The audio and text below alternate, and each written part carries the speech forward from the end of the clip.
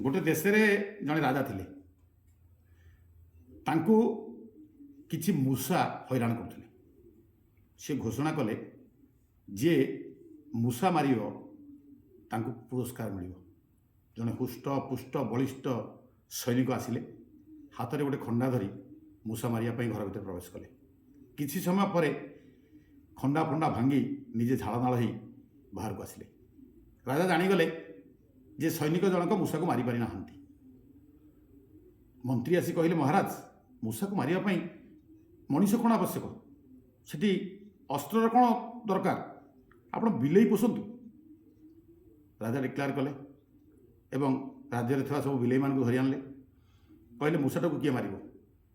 बिलेई मान भीतर भाड़ा पड़गला सी मूषा निश्चित भाव में चालाक हो मनीषटे मारी पारानी आम तो कि मारिबा।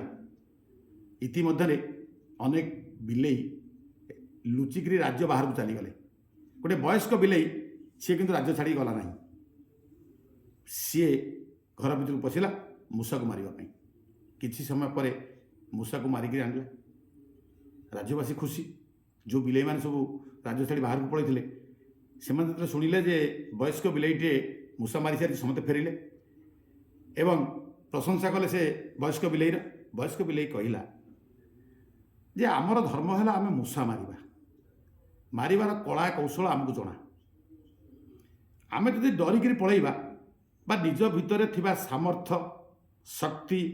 निजर बुद्धि विद्या आपको जदि न लगेबा ताल आम सब क्षेत्र प्रस्ताव